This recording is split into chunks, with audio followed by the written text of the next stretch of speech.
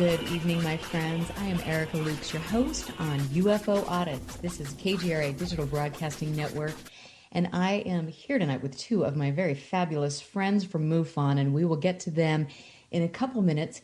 But first, I want to tell you about some exciting new changes in my life. I will, and I'm very sad to say this because I will miss KGRA very dearly. I am now moving on to go to Blog Talk Radio, and then I will be moving to another network, and I will keep you guys posted. My show is on the docket. I will be talking with John Kelly next year, oh my Lord, next week, and he is an international clinician, world famous speech analyst, and he is a UFO researcher. He's a brilliant, amazing man.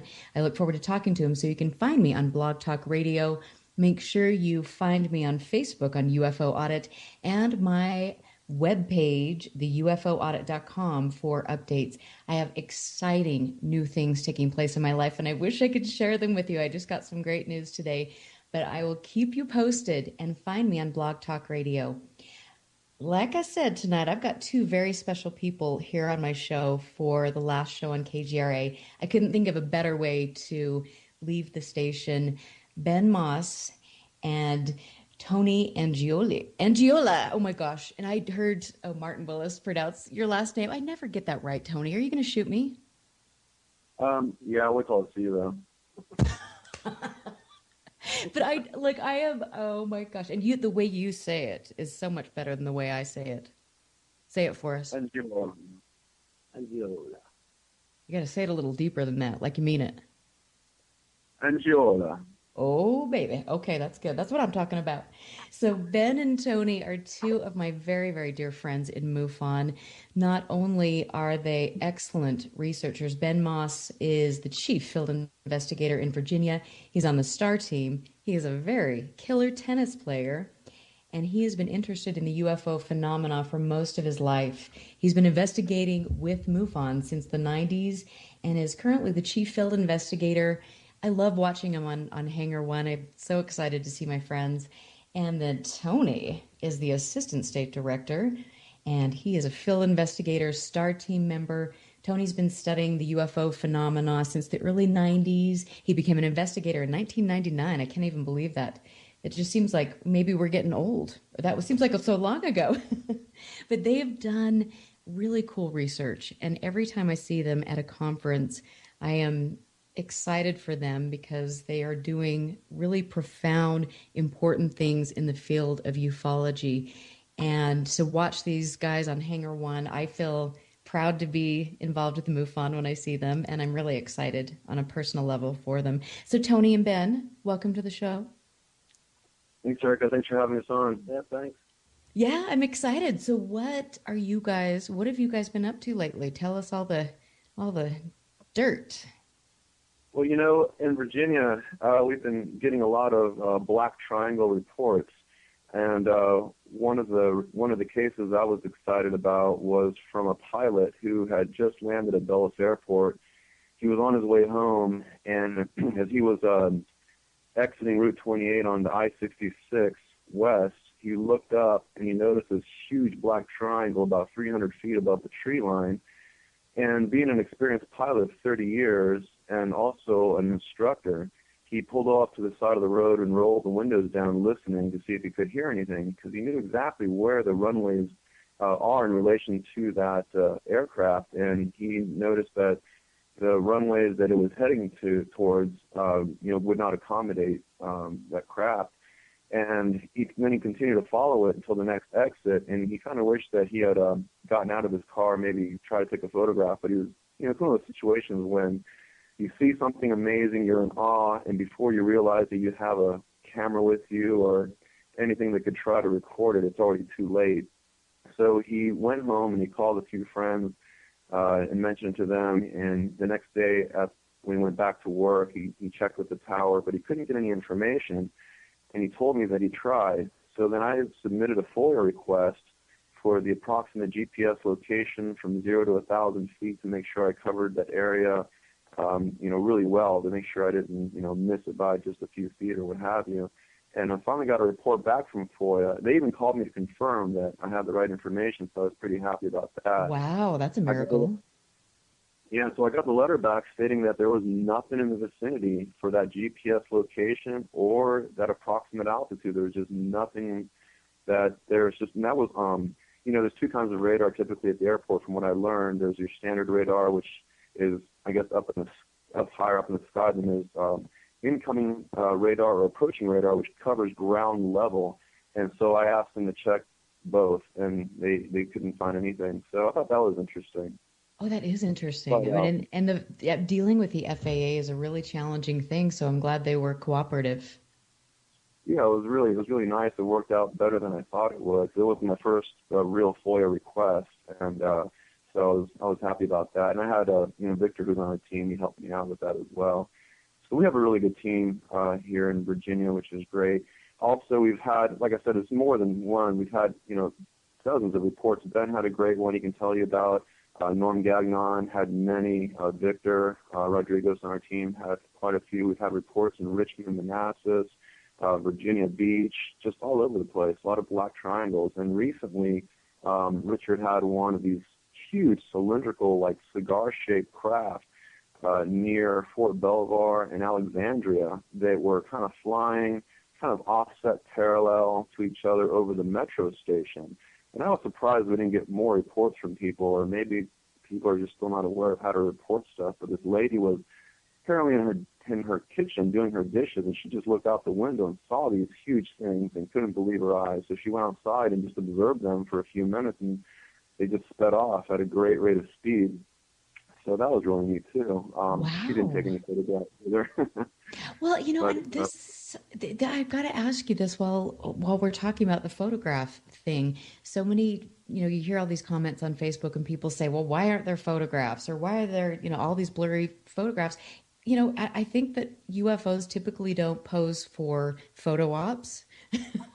And it's really hard to take a photograph, a good photograph at night, and you don't get good resolution on your camera phones. So, what is your take on that? You're absolutely right. I mean, I'm happy that we're making leaps and bounds with camera technology and smartphones, because it used to be back in the day where if you didn't keep a big old Polaroid strapped around your neck, or a 35 millimeter camera with all of the things needed to make it happen, you weren't going to get a picture. I mean, think about the Trent Photo or Hickson, which these guys, they just happen to have, Polaroid cameras available, or they went inside to get them, and these UFOs were hanging around just long enough to get snapped, 3 or 4 photographs. Today with camera phones, I mean, we're getting all kinds of, fuzzy videos and fuzzy pictures, but we're getting something at least. I feel Right. that given enough time and we get better technology in our phones, pretty soon these camera phones will be shooting 50 to 100 megapixels, and we'll be able to have something better to work with. But the long and the short of it is, it seems to me that throughout history, and since we've been looking at photographic evidence of UFOs, it's no matter what, someone's going to dispute it. Someone's going to always say that that's not what it is, or it's something else, and it can't possibly be what you say it is. And then the other big question that we always ask is, did you see it with the naked eye before you photographed it, or were you just snapping random photographs and you saw some speck out in the distance that you really can't tell what it is, and it looks like a disc when it could be a bird or a bug or something like this? So hopefully, as technology improves, we'll have more naked eye to camera photographs, if you know what I mean. And if you do get the accidental photograph that you didn't see with the naked eye, maybe it'll be clear enough that we can actually distinguish it and make it out to be something nuts and bolts. Well, And daylight. yeah, and that's really interesting. I think that too, it's a matter of, especially on the MUFON end, of educating the public. And I think this is to empower them to say, hey, if you're going to look, this is the kind of equipment you need. These are the apps on your phone you need to have. This is what you should do when you're personally investigating UFOs, because I think that all of us can capture some pretty fascinating things if we have the right tools to use and know how to use them. That's a really good point. One of my favorite apps, and I think it's free on both the iPhone and the Android, and that's the Theodolite. And when I've shown it to other investigators who were not aware of it, they asked me, what the heck is that thing called again? It's amazing, because when you fire this thing up, and you point it at the sky, it's giving you so much information. It's got a built-in compass. It's calculating, azimuth. It's got GPS coordinates right there on the overlay. It's got angulation. Then you push one little button that takes a picture of everything you see on the screen, and you got the crosshairs pointed at the sky. If you make that a shortcut, when you see a strange object in the sky and you photograph that object using the theodolite, there's more information that we know what to do with on that app. And that is so great. And I remember you guys showing that to me, I think a couple conferences ago. And that is very, very cool. And that's another thing that, people should know about that, and, know, EMFs, there's some great apps on your phone that will measure that sort of thing. And so there's a little kit that we could give to the public or give the information to, so they know how to research this on their own and send us better information. Yeah, MUFON has a lot of the stuff on the website. If you go to MUFON.com, there's a lot of free information and tools, little links that send you to the right places to get the tools that you need for investigators or just the general public, absolutely. And you just Google it as well.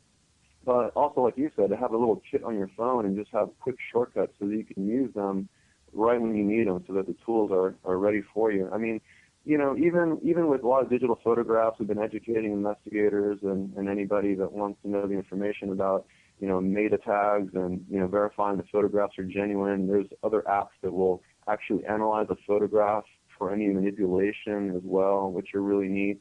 But, at the end of the day, you're always going to have someone that says, well, that still could have been altered, and it's true. There are actually tools out there that lets you edit that metadata.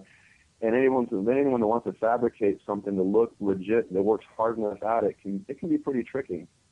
But how often do you think that really happens? Well, that's a good question. I mean, I'd like to think that people don't have that much time to waste, because I certainly don't. But you have people out there writing viruses and Trojans all day long. And, that's the field that I'm in. I'm in Area 6 computers, and I do networking. And I ask myself all the time, who the heck sits around writing viruses? And for what reason? And then I realize it's a billion-dollar industry, and a lot of the smaller viruses, there's probably hackers just practicing, trying to get better at getting to the ones that are going to make them money. But so, to answer your question, I mean, it's very probable that there's people out there, and who knows what powers they might work for, three-letter agencies, and maybe it's their job to, manipulate and fabricate certain things to kind of throw us off and just make our lives that much more difficult. That's true, but I think that honestly, like when we investigate these reports that are coming in, I mean, 99% of the reports that are coming in are people that, have had either genuine experiences or mistaken identity. They're not hoaxers. Right, absolutely. I mean, that is the majority that comes in, and I don't discourage people from reporting, except rather than report it and us be able to look at it and say, well, this was an atmospheric phenomenon, or is a bird or a bug, rather than not report it and actually have that turn out to be something legitimate. So certainly don't want to discourage anybody from submitting a report. However, the reality is that a really good report is going to have a lot of hard evidence that we can work with, not just a photograph or video, but perhaps some kind of ground evidence and things that we can actually analyze. It's kind of like the dream case, if you will. And those are few and far between, because most of the reports are all things that people have seen in the sky, strange lights in the sky, things like that. Well, interesting. We have a question in the chat room about the orb sphere sightings in the Appalachian area. Have you had any reports in Southwest Virginia of orbs recently? Ben, I think we've had some of those, and I think Norm, we handed some of those off to Norm. Yeah, we get some. The problem is, at not too great a distance, almost everything will look like an orb, and some of the focal apertures on cameras, when you zoom in, will create orbs. It's tough because Chinese lanterns look like orbs. You have some natural phenomena that's orbs, like ball lightning and electromagnetic effects, but those are kind of difficult because they're almost like the Foo Fighters of World War II. They don't have much substance. They seem to be not a solid object, but they behave strangely. But it's like the morpholites. Those are probably related to tectonic plate movement and things like that. So it's really hard to, when it comes to orbs, to if it's a real event, to figure out, is this natural phenomena and related to electromagnetic fields created by grinding plates and things like that, because they appear before earthquakes, or is it something else? I tend to like to want to go towards a little bit harder, more, even though they might not be nuts and bolts, but more nuts and bolts type things like that. Shenandoah, we've been getting a lot of reports, but those are usually not orbs. Really, since what Tony said, we get a lot of triangles around here, but to me, a black triangle, probably military. I would think, maybe not, but that would be my first guess.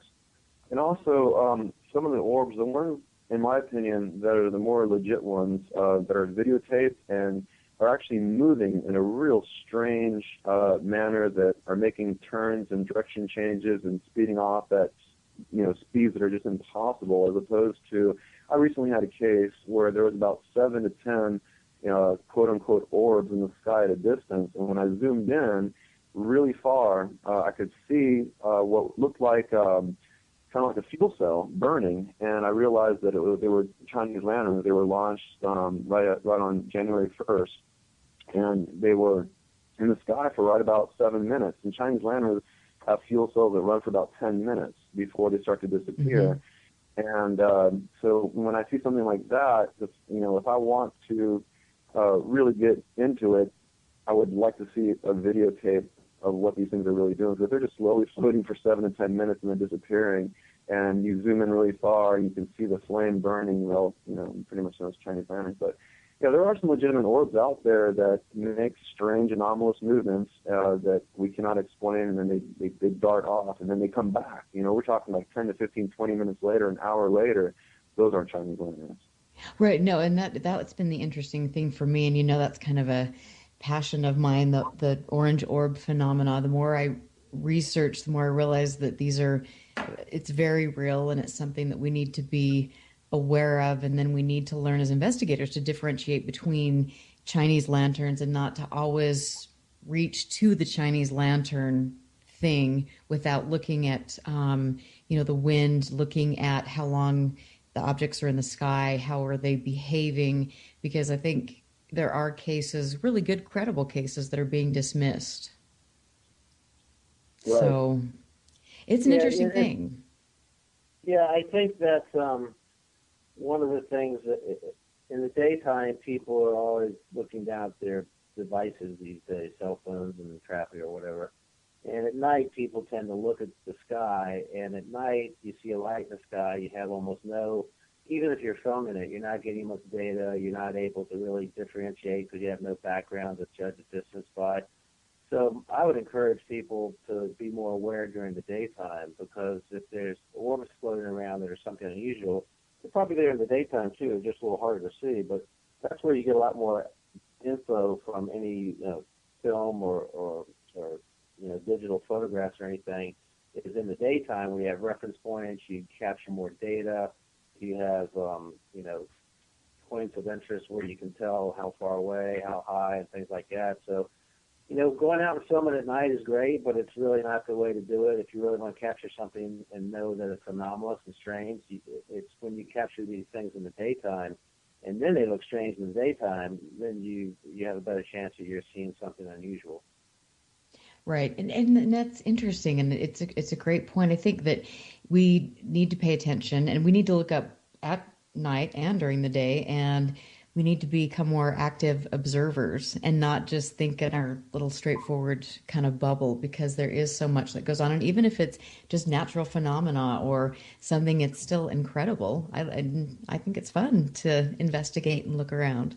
But, when I have been researching this orb phenomena, I've definitely found that Hessdalen, Norway, has been a big place where they've researched this. 30 years of data. And they did find they had more sightings at night. And it's interesting. Who knows why? But that is a fascinating place of interest and research that we should know about. It's really super cool. So I don't know. Weren't you filming some out in your neck of the woods about a year ago? Yeah, well, it's been like, oh my gosh, it was 2013, but I still get reports here in Utah of the orbs, and then you've got like the Skinwalker Ranch area that has a lot of orb sightings coupled with the cattle mutilations and different things, and that's still going on. So it's a fascinating thing, and whatever these objects are, they're definitely behaving and reacting to human beings. So I Yeah, just wish I could. I'd love to Sorry. spend a couple of nights on Skinwalker Ranch. Yeah. Yeah, Well, you that guys would need be to come out. We should take a road trip. And that would be, I've heard that that place is absolutely not good. And these are, scientists and really credible researchers that have spent time up there. It's not a happy place. And there's a lot going on that we don't understand. And it's not necessarily a good thing. And also, Erica, I just thought of something. If anyone out there is interested, if you go to our website, MUFONVA.com, there's a link there of a UFO flap we had here in Virginia in 1973, which is a really interesting read. It's an article that I found, and I can't remember now if it was an old Fate magazine or I collect a whole bunch of old, magazines and periodicals, and I found this one because I'm particularly interested in Virginia sightings. And it really detailed a lot of interesting UFOs. There were so many happening in 1973. It was like on a weekly basis where people were reporting these strange objects following them home, making all kinds of noise. We had multiple eyewitnesses, which is great. We have more than one person reporting the exact same thing, and repeatedly, throughout that year. I thought it was pretty amazing. Wow. We had a case very similar to that up near Skinwalker Ranch, and it's about, gosh, 25, 30 years old. And there were kids on a school bus, and these objects were following them in, and it was just fascinating. I love looking at some of these cases because you never know. And I mean, honestly, all you have is witness testimony, so you don't know, but it's a puzzle. I love it. Yeah, but Skinwalker, I don't know who owns that now, but when It's you have a Bigelow. repeating phenomenon, okay, yeah, you have repeated phenomena of multiple types. They think that some of it is demonic and some of it's UFO and paranormal and maybe some Bigfoot, but I wish they'd let some of us other investigators who don't have any preconceived notions go out there and spend some time investigating, because I'd love to see what's going on out Yeah, there. as long as I can bring my gun. Yeah, we have to be able to bring it down. And your holy water. I think the holy water is going to be more effective than your gun for some reason. Yeah, there But you go. it's interesting because even though, Skinwalker Ranch is still owned by Bigelow and it's private property and you wouldn't want to get on it anyway, but the whole Uinta Basin is just teeming with the similar types of reports. And like you said, like you were mentioning, it's every type of paranormal, Bigfoot, all of these really crazy things are happening there, and people, like George Knapp and all of Yeah, these that's Colm Kelleher, all of these credible people have been there and they understand the gravity of what's taking place. yeah. Wouldn't that be a good Hangar One show? Hangar It'd be a One, great this show. is Yeah. Skinwalker Ranch. Skinwalker Ranch is like the factory of paranormal. I mean, it was seriously, there is no other place like it on Earth. I know that Ted Phillips has done some really great research, and there was the Marley Woods. They have similar types of things taking place. So there might be places, just isolated places, but we're not hearing about them. And like at Skinwalker, some of these people don't want to talk about it because they're just concerned about the fact they're losing money with their livestock, or they're all of these things. They don't want the publicity. Yeah, a lot of those mutilations, I mean, there was some suspicion that there was some satanic, ritual-related stuff with that as well at some point. Can we hear about that? Yeah, the whole mutilation thing is just a weird subject. If I was, I don't know if people could afford it, but if I was losing cattle or I had an issue with that type of thing, I would set up some definitely motion-activated cameras. I would try to capture the phenomenon. Absolutely. Because the most plausible thing I've seen about mutilations is possibly government checking the cow blood, which is very similar to human blood, for the length of radiation exposure, because a lot of these areas are where we used to shoot out the atom bombs, the Trinity area. And I read a really good article, I can't remember who wrote it, about maybe they're just tracking radioactivity through generations of cows to see how long it stays in their system, how dangerous the ground is, how much the radiation can last over multiple generations, and maybe even test them, with newer types of weapons or radioactivity. But I don't buy the ritual thing, and I've seen shows where they try to explain it by predators, but a lot of these mutilations are just way too unusual to be straight out predatory. One of the more interesting ones I remember Linda Howe talking about was how there was this cow with its head buried like in this hole, like it was dropped from the sky. And she did all this great work showing how there were no footprints. It was raining. It would have been mud. It would have been tracks. And this cow was apparently dropped from a certain altitude in order for its head to be the way that it was underground. And she's able to tell how long it was down there. It was another one of those bloodless excisions, what have you. It was just an amazing story. And the farmer was interviewed, and she did a really good job on that. It's interesting because I have someone that I know that has a cattle ranch up in this area, and they're second, third generation cattle ranchers, and they are very adept at knowing if a predator's coming onto their property and killing livestock, and they're also they don't really care about this sort of thing, but they do have reports of their cattle, within a half an hour. There is no tracks around, and they are cored out, and they cannot figure out, the blood's gone. Where is it? There's not a drop of anything around it. So you wonder if, could it be the military? I don't know. That's the thing. We just don't know. I have a hard time believing it could be a military operation in such a short period of time. And why they wouldn't just come up and say, hey, we're going to do some testing. I don't know. The whole thing is so perplexing and cool. I love it. I just love it. But you guys need to come out to Skinwalker Ranch. That's all we have to do. We'll just put an end to the mystery. Sounds like a field trip to me. I know. Seriously, it could be trouble up at Skinwalker. But we're going to go into a break. And I am Erica Lukes here with my friends Ben and Tony. This is UFO Audit. And I will be live on Blog Talk Radio next week, so you can check me out. Find me on Facebook. My show time will be the regular time, so 7 p.m. Eastern Standard Time. My guest will be John Kelly. I've got some cool guests coming up, including Jason McClellan and Tim Beckley. I am so excited to have Tim Beckley. So make sure you know that I am going to be here doing my thing.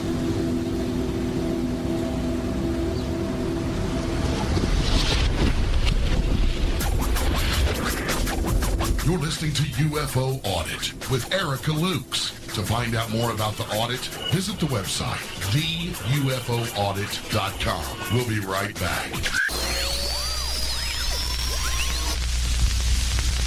Hi, folks. Ray Sobbs here with KGRA to tell you about something very special taking place in February 2016. I'm talking about the Space and Alien Snowfest Ufology Conference taking place at the beautiful ski and snowboard resort city of Big Bear Lake in sunny Southern California. We've got Richard Dolan, Chase Kletsky, Micah Hanks, Jason Martell, Jimmy Church, Linda Moulton Howe, Mike Barra, and keynote speaker Stanton Friedman will be presented a Lifetime Achievement Award. George Norrie and his producer Tom Danheiser from Coast to Coast AM Live will be with us all weekend. After the hectic holidays, gift yourself a retreat on top of the world the first weekend in February 2016 with a one-of-a-kind ufology event featuring some of the top minds in the field. Take advantage and book your lodging early and get your tickets now and register at aliensnowfest.com. I'll be there. Don't miss out. Hi, folks. George Norrie here, reminding you to join me the weekend of January 16th at the Embassy Suites in San Rafael, California, for the Architects of the New Paradigm Conference. Are you a forward-thinking person seeking the real facts and solutions on issues like energy production, food safety, banking and finance, social justice, and mind control? Well, this is the place to find them. Connect with me and some of your favorite people, including Richard Dolan, Catherine Austin Fitz, Joel Garbin, Daniel Sheehan, and special guests Kimberly and Foster Gamble. Don't miss this rare opportunity to network and get involved with people who are really making change happen. This jam-packed weekend will feature panels, lectures, presentations, and more. Get tickets now at anpconference.com. That's anpconference.com. Don't just believe in change, be it. Go now to anpconference.com. That's anpconference.com. Always on the edge of the hottest alternative talk. Yes, there had been crash retrievals of UFOs, and we have to really hunt, we have to research, we have to do our work really well. Always has been, always will be. KGRA, The Planet.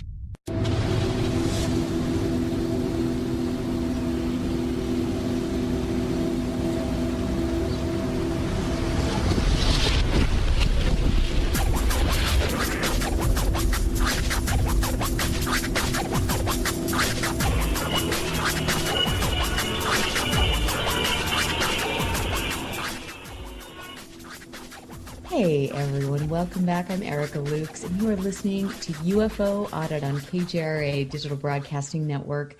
I am happy to be here on my last show at KGRA with two of my friends from MUFON, Ben and Tony. And I just want to say that while I will be very, very sad to leave KGRA, and I've had wonderful experiences here, I am looking forward to some really cool things that are coming my way, and I can't wait to share all of them with you.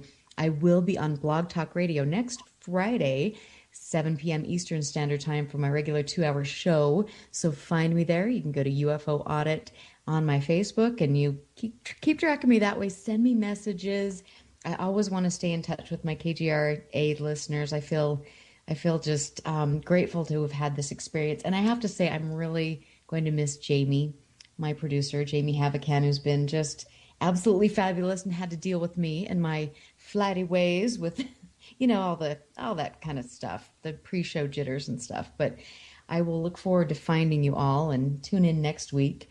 Back with my friends Ben and Tony, we're going to talk a little bit about, because we were talking about this on the break, Hangar 1. So tell us about, how did you guys get that gig? Well, long story, but I can shorten it. In the 2014 symposium up in Cherry Hill, New Jersey, I noticed that there were going to be a lot of good speakers there, and I was talking to Tony and saying, a lot of these speakers are getting up there and might not be around forever, and it'd be good to see them. And sure enough, that was right when Stanton Friedman had a heart attack. And also noticed that Paul was the producer of Hangar 1 was going to be there. So in the very back of my mind, I was thinking it would be nice to meet him and ask him about the show, but didn't really think much of it. So we came up to the symposium, met Paul, the producer, Go Lucky of Hangar 1, in the bar, and just started chatting with him. And then after telling him a few jokes and a few stories, he asked us to audition for the show. And even when we did the audition, we still didn't think much of it, that anything would come of it. And then we got invited to fly out to L.A. to film. But, we knew that hundreds, maybe thousands of people would audition, and they had no idea what the criteria was for selecting people. So we were just kind of playing around with it, didn't think we'd ever end up on a show. But sure enough, we both got on the show. So it was kind of strange how that almost like it was meant to be. I think it was meant to be, and I was so excited when I got the news that you guys were going to do it. Were you guys nervous? No, for me, I'm telling you, can speak for myself, but you're looking at a camera. It's not like you're in front of a million people, although we had over 1 million people watch the show. When you're sitting in a room in a chair for 16 hours and you're sweating, and there's over 100 degrees in there, and they're doing all kinds of makeup and things. You don't really, there's nothing to get nervous about except for making sure that you speak clearly and they're telling the story, because that's what they want, is people that can tell a story correctly and be engaging. And I think one of the things that helped was I had done stand-up comedy before, and I told Paul a couple of probably pretty nasty jokes. But, I can't Exactly. imagine that. Yeah, yeah. I won't repeat any of them here, but yeah, I mean, it's good that they put people on that are out there in the field and they're doing investigations and have a discerning eye, because unlike other shows where the conclusion is immediately jumped to that we're dealing with aliens, we just try to figure out what the right thing is, and the cases speak for themselves in the MUFON database, and they've done a good job of not adding anything to the cases as far as making it more palatable for TV, because they're strange enough as they are. But yeah, it's just fun to work with the crew. They were really good people. The production was great. Season 2 had triple the viewership. So hopefully we'll see a season 3. I don't understand why we wouldn't, because it was so successful, but I don't know how Hollywood works. So we're just waiting to hear, hopefully, some good news. You know what? It is, I think it's the best show on TV with regards to UFOs. I love the way they've done everything. I think it's fantastic. And I do love hearing from people that are in the field. It was so fun to see you both. And then Cassidy, she was great. It's very, very cool. And I will be excited to hear about the season 3. And I have to say that right now I'm looking at a Hangar One poster that you boys signed and sent to me because you are the bomb. I have it We framed made in those my for just office. Virginia, and I guess they got popular because there really wasn't an official poster, and thanks to Norm Gagnon for putting that together for us. And that was just for Virginia. It was just kind of a thing for our local chapter, really. But then we ended up bringing it to California and getting everyone else to sign it. And if we knew that everyone else was going to be signing it, I think the poster would have come out a lot different. Oh my gosh. told me to look pompous. Trying to put Don Ventry and Jeremy Ray's head on somebody else's bodies in the background there. Oh my Lord. Oh my Lord. Poor Jeremy. He's such a trooper. He just, I love him. They're great sports about it. We're like, hey man, we're really sorry. We didn't know it was going to be this. It was just supposed to be for our local chapter, really. Yeah, Jeremy's about as down to earth as you can get. Nice guy. It was great to meet everybody out there too. Now we're all friends and we talk to each other all the time. And Jeremy's gonna come out on the cruise that's coming up. So we're gonna have most of the Hangar One cast. Yeah, talk about that real quick. Yeah, talk about the cruise. I want to hear about this, the MUFON cruise. Go to www.mufoncruises.com. We were invited to go on this cruise to the Virgin Islands and see the Large Telescope Array in Puerto Rico. Yeah, it starts in Florida. We go to the Bahamas, I believe Nassau, and then St. Martin, and then Puerto Rico. And it's a special cruise, especially because when you get to Puerto Rico, there's an excursion to the Arecibo Observatory, which has never been done before from a cruise ship. Wow. Oh my gosh. That is going to be really, really cool. Hang out with us. John Ventry's going to be there. Cassie's going to be there. Any scuba divers can dive with me anywhere we go. Now, who set this all up? Did you guys have something to do with it? I bet you did. No, actually, Ray Hobbs.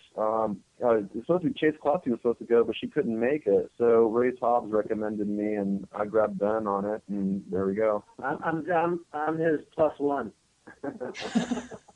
That will be so much fun for you guys. I'm really excited, and it's fun to see you guys enjoying all of that too. And I wanted to say the last time at the symposium that we were just at, we were at a Hangar One cast party, and the most touching moment to me, I have to say, and there are like I have a lot of touching moments in this field, but there was a cute woman who was a little bit older, and she had a walker, and she drove hours to come down to meet the cast from Hangar One, and specifically you two, because it was such an important show to her. And I sat there and talked to her for a couple hours, and I was just it was really a cool moment to see you guys with her, to take photos of you. She was so excited, and you have to love that.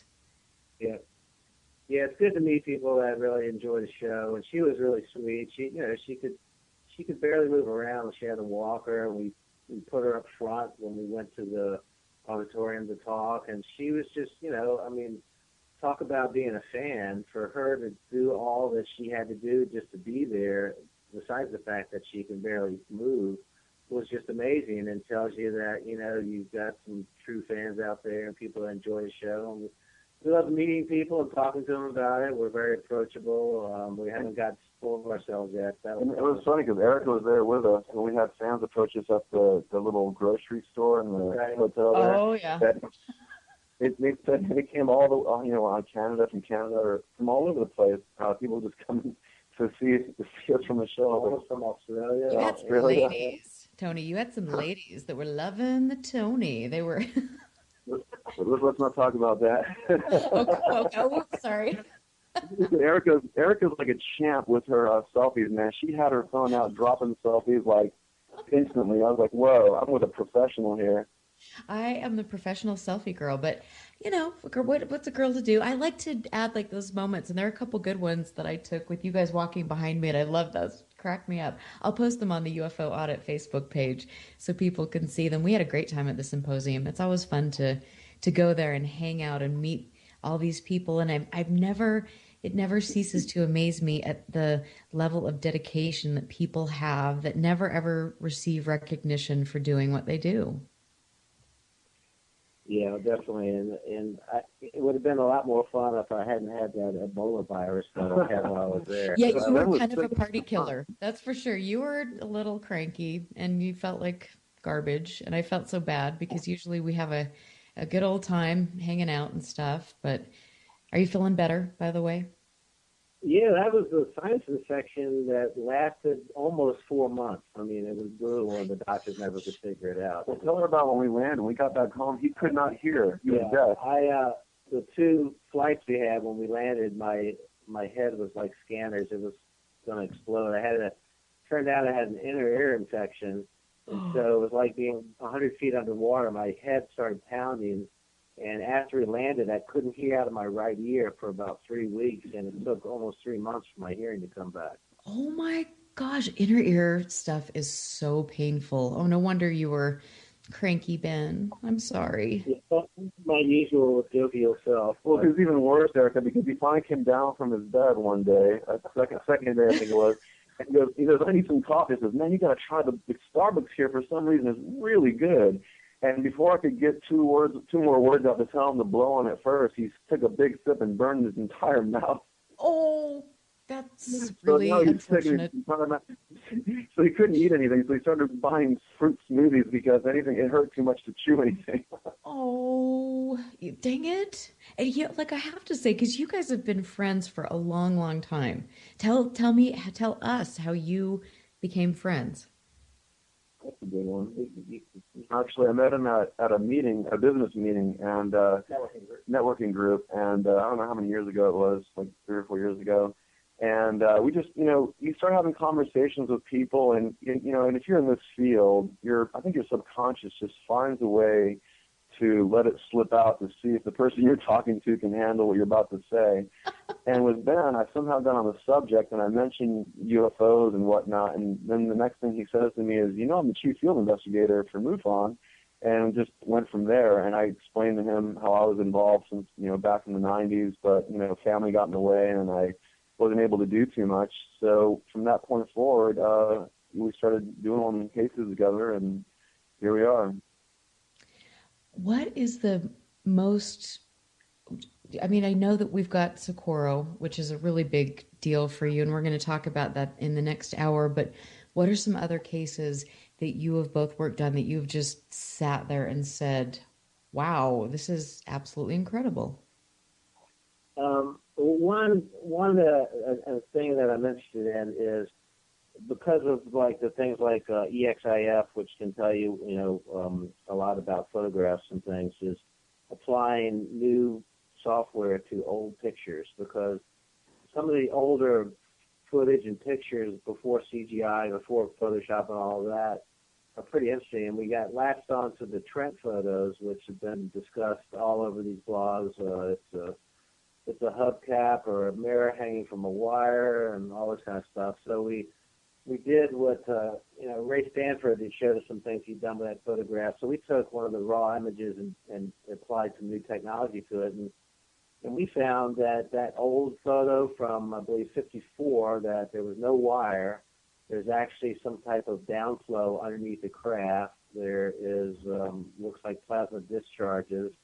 And by using new technologies, applying it to an old, well-known photograph, the Trent McKenzie photographs, we were able to pretty much determine that certainly looks like a real object up in the sky, exactly as it was described, and it probably wasn't a hoax, and there's no wire. And regardless of all the blogs and everything, I haven't seen any really good breakdown. Bruce McAbee did some breakdowns on it, but he used technology from a long time ago, and when we applied some of this new technology to the photos, it looks like a real thing. So it's real interesting to take new software, go after old famous photographs, and figure out if they're hoaxed or not. Yeah, one of the things on that photograph was the downdraft you can see from the object, which correlates with the heat wave that the witness described feeling as the object left. Oh, interesting. And How there's cool another, is that? there's a real famous picture, I think taken by a surveyor, of a cigar-shaped object in, was that Argentina or somewhere, or Venezuela or somewhere, but it's a pretty famous photograph. It shows a cigar-shaped object with an exhaust coming out of the back of it going across the sky. But when you look at the image, what probably almost nobody's noticed is the craft is reflected in the water below it. And for somebody to host that from a black and white photograph, there's a lot of things they wouldn't have thought of, just like with the Trent photo with this plasma discharge and things. If you're going to host something, you wouldn't figure all these things out back in the 50s or 40s to realize that 50 years later somebody might be able to see some of the data that nobody even mentioned at the time. So it's interesting too, because some of them you can look at them and they're fake, but some of them you look at them and you go, wow, this is really something, because this advanced software is showing me that this is a real object. There's no manipulation. It was taken when it was taken by the camera they said it was taken by. So it's interesting. I mean, with CGI and all the things that are going on now, the problem is you have too many people hoaxing it because they have nothing better to do. And you have a lot of people playing around with things and images, and they don't necessarily make reports, but they flood the internet, they flood YouTube and Facebook with all these fake images, and it makes it more difficult, as does the advent of the drones. It makes it more difficult to differentiate what's truly anomalous from something somebody's made up. So tell us, how would somebody, if they're just doing their own, amateur investigations, looking through things on YouTube and all over the internet, how would somebody discern whether it's CGI?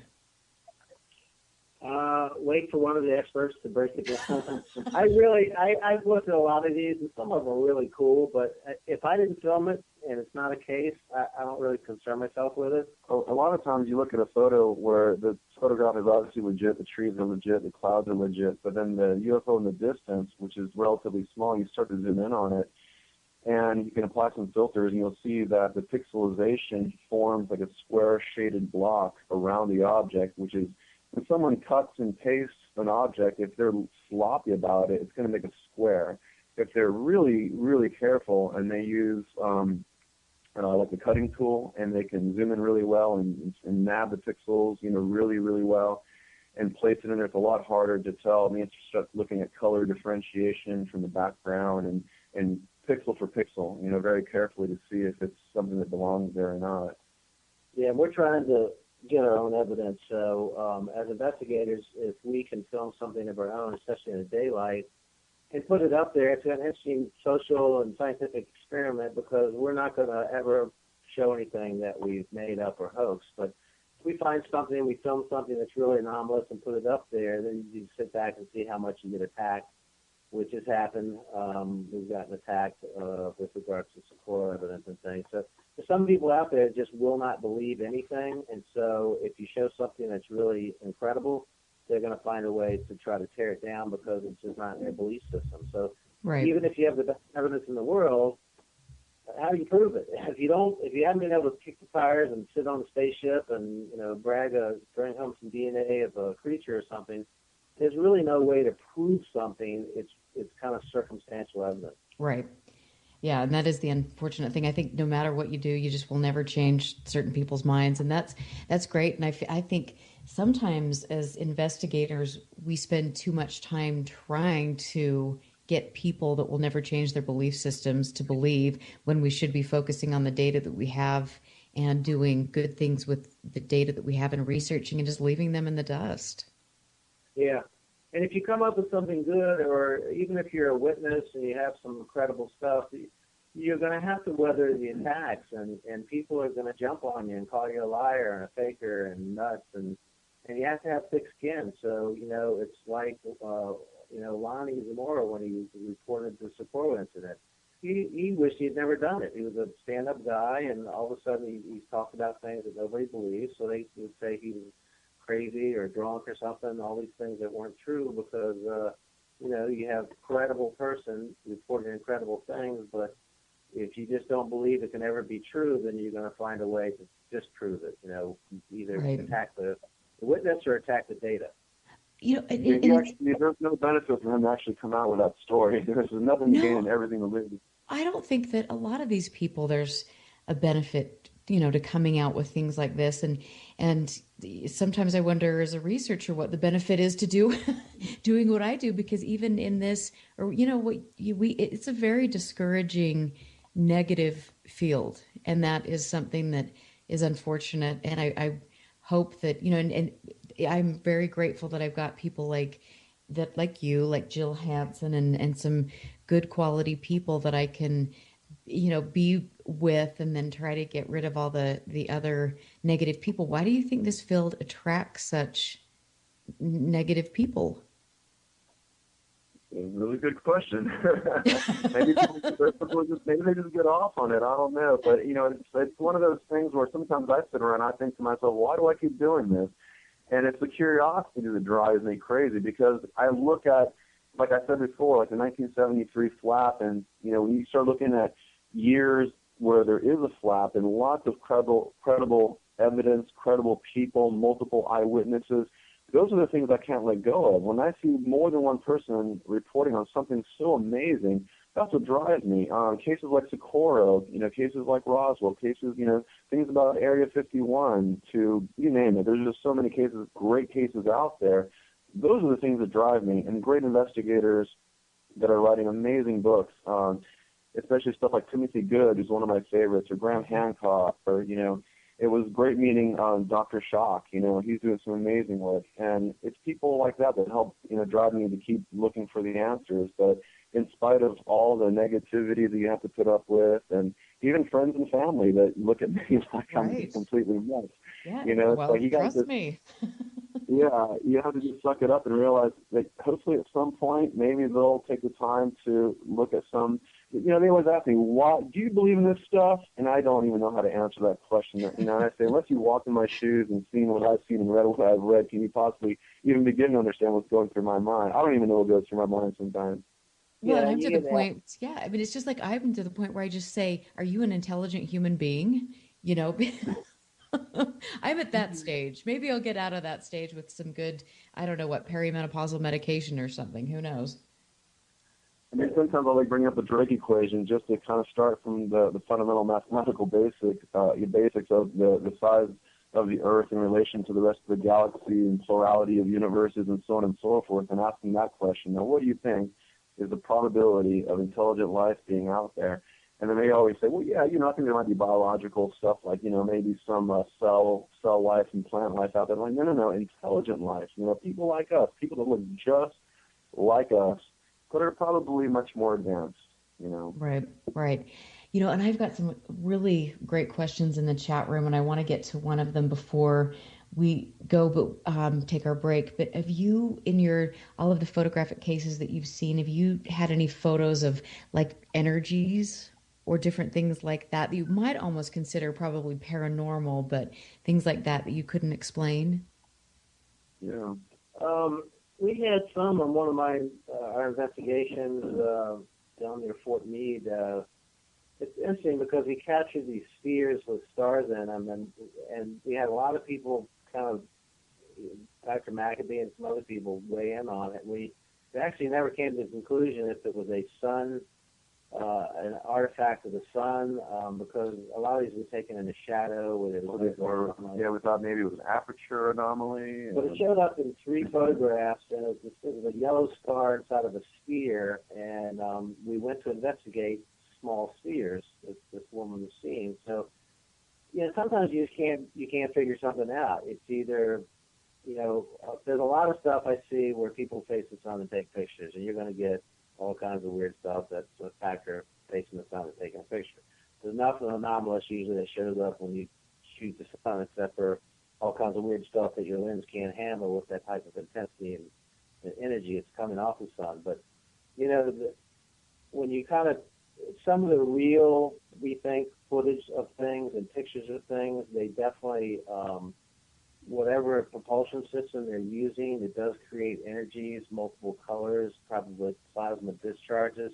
So you can actually maybe be looking at something that's in the sky that might be a craft, but it looks like a plasma ball. And then, that's a factor of whatever energy they're using. And it's hard to differentiate between something that's ufology and something that's paranormal. Absolutely. And it's hard because you got to know a little bit about all that stuff: psychology, psychology, physiology, physics.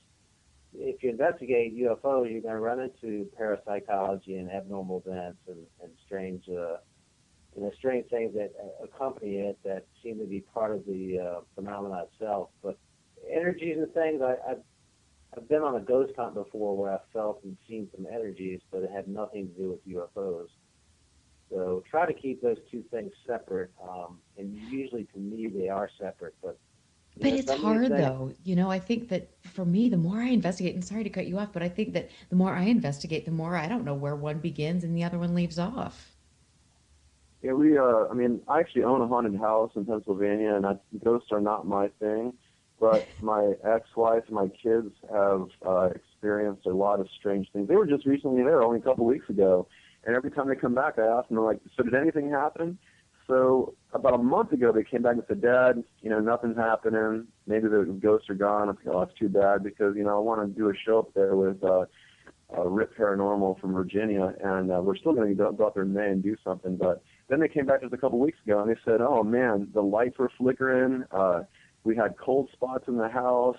All kinds of weird stuff was happening. So I said, all right, well, great. I'm going to bring some equipment, see what we can capture. And Cassidy Nicholas, she lives out there, too. I'm going to have her involved in it, too, have her bring her equipment out there and, get a couple angles of this. Oh, that would be so cool. Well, we're going to take a break because we're at the top of the hour. I am Erica Lukes here with my friends Ben and Tony, fellow MUFON field investigators. This is UFO Audit. You can find me on Facebook at UFO Audit, and theufoaudit.com is my website. I will not be here next week. I'm very sad, but will be on Blog Talk Radio. My guest will be John Kelly. So...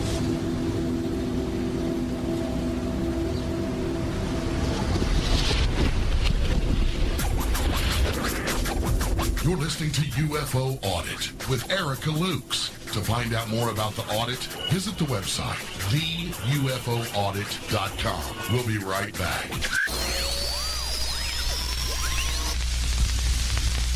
Among the greatest mysteries of our time are those which come from above. If you're fascinated with the study of UFOs and the search for alien life, then now is the time to sign up for the 2016 MUFON Cruise. Set sail for 3 days at sea filled with private lectures, presentations, panels, and Q&A sessions, and much more.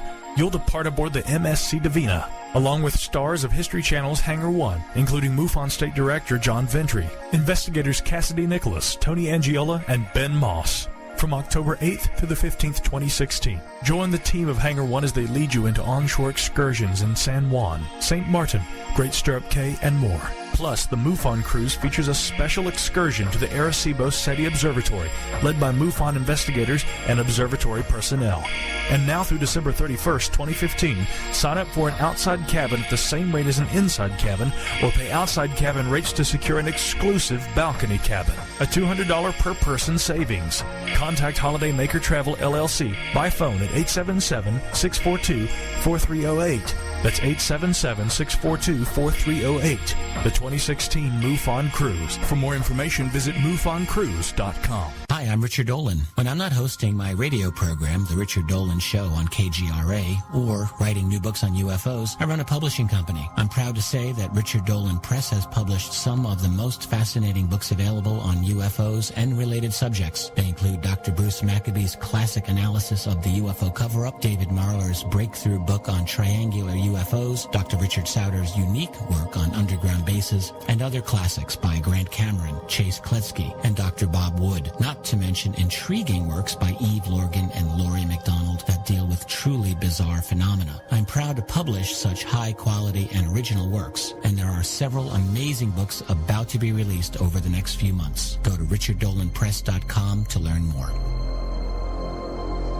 You're listening to the KGRA Digital Broadcasting Station, Van Buren, Arkansas, Sarasota, Florida.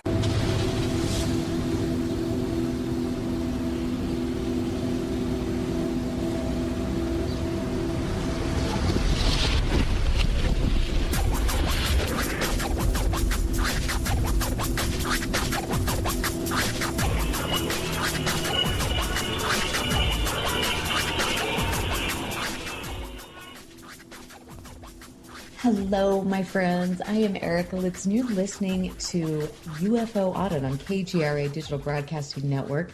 It is Ladies' Night, so you know that means that Jill Hansen will be coming up next, and I just want to give a little shout out to Jill. I have developed a very nice relationship with her, and I have the utmost respect for Jill. She has a fantastic show, and I look forward to working with her again very, very soon. We will be doing that. So look for some good things from Jill and I. And I also want to say that tonight I will be on Ground Zero with Clyde Lewis. Tomorrow night I'm going to be on Fringe Radio with my friend Pat, who I will be working with here in the coming little bit. We were kicking around the idea of doing a radio show together, and I'm really super excited about that, because if you know the radio and UFO paranormal stuff, then you know Pat on Fringe Radio. He's amazing. So tune in for that and find me on Facebook at ufoaudit.com. So Ben and Tony, you guys have this really, really cool, it's an old case, but you are looking into it, and I have a book right here that you so graciously gave me, Socorro Saucer in a Pentagon Pantry, by Ray Stanford, and he autographed it for me. You were so cute. There's a really cool bookmark in here too. It's old school. Tell us about your journey into Socorro and how you got involved. That started with at the symposium 2014 in Cherry Hill again. When James Fox got up and started talking, giving his presentation, talking about his movie that he's working on, 701, and he brought up Socorro, and I thought, oh, cool, he's going to show this footage that I remember seeing on TV, and he didn't show it. And so I told Tony about, when I was years ago in the 90s watching sightings, that I'd seen this footage. His family had popped by the Socorro site right after it happened, and so we got together with James Fox afterwards and told him about this footage, and he had never heard of it, so I promised I'd go find it. So we had this long journey, called up every network there was, trying to get the footage. Everybody wanted money and kept pushing us off to CBS, NBC, Paramount, Universal. And finally we got it from John Ventry, had it recorded on VHS tape, and we got that, and then we published an article in the MUFON Journal, the search for the lost Socorro footage. And then Ray Stanford, the principal investigator, who's 77 now, he was the NICAP investigator on site in 64 with Hynek. He was a friend of Hynek's. He called Jan, and it mentioned, that he was the investigator. And so Jan got in touch with us, Jan Harzan, the head of MUFON, and put us in touch with Ray. And it turns out we live about 40 miles from Ray. So we were able to go out and meet with Ray, and we've done this many times. We got his book, read his book. He was the #1 investigator, dug up most of the information about this case. And we just took the ball from there and just started digging deeper and deeper. And there's some evidence that's hopefully going to come out soon that Ray has that we're trying to get released. And then when we head out to the UFO Congress in February in Arizona, we're going to stop by Socorro and go to the landing site and try to get some of the photos, copies of the photos that are there in Socorro that were published in that local newspaper, El Chieftain, I think it was called. So the core case is because Close Encounter of the Third Kind, multiple pieces of evidence still exist.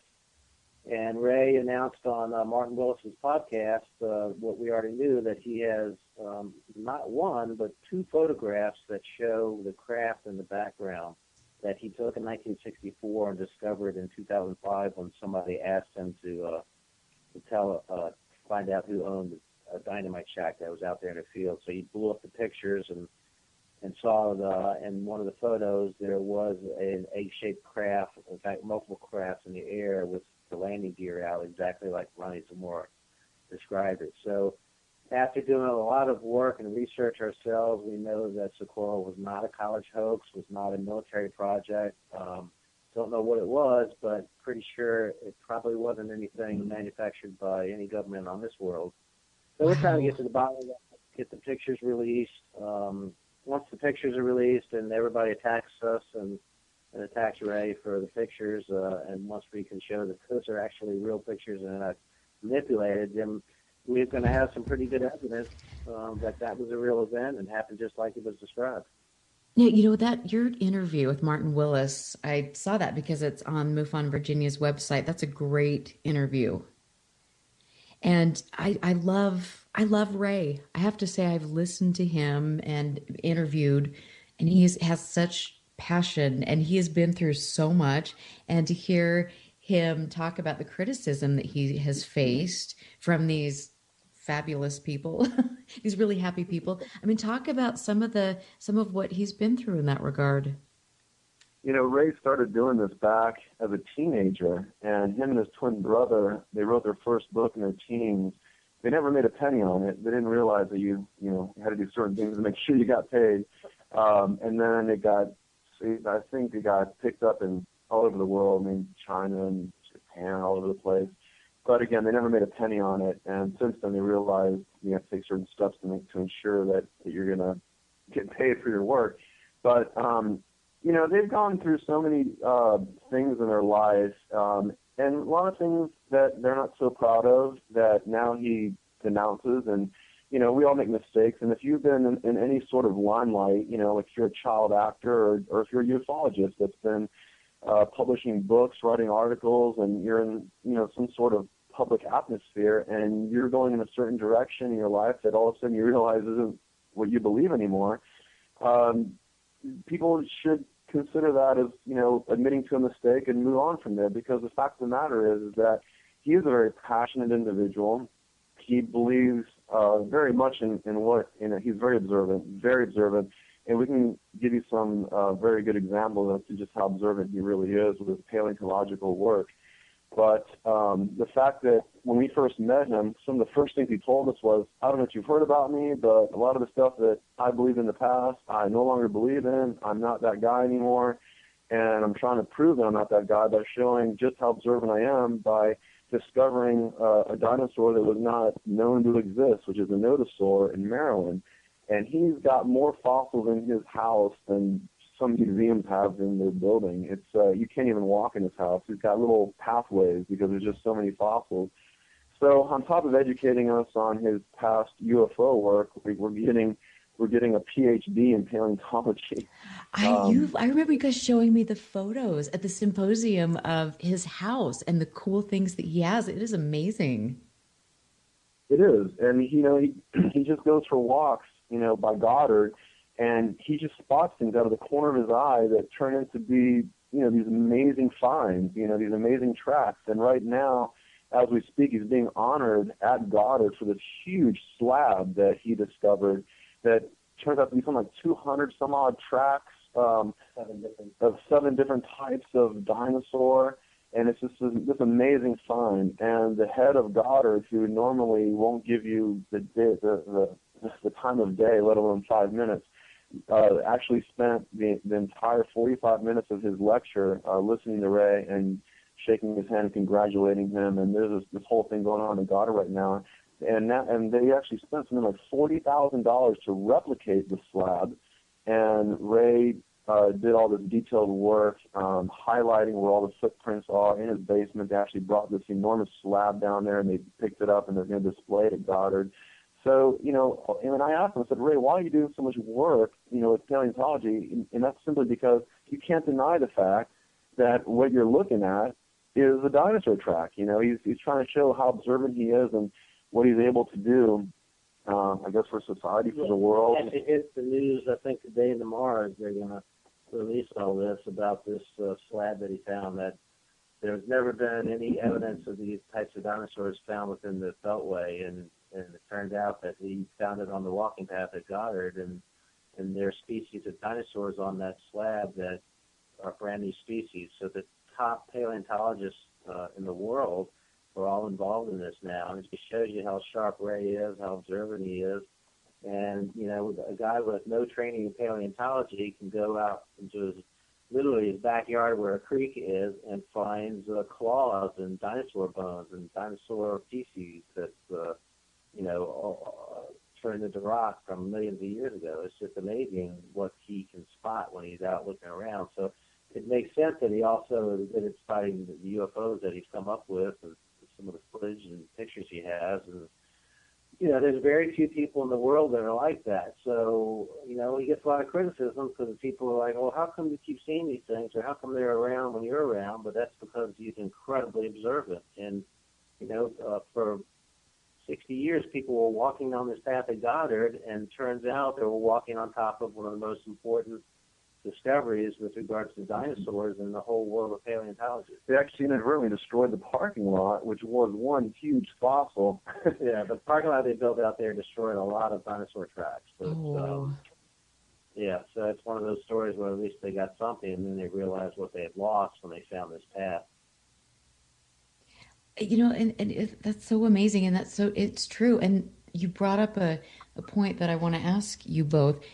People that have UFO sightings typically have more than one in their life. Why do you think that is, besides somebody like Ray, who's incredibly observant? Why do you think certain people are drawn to that? Or do you?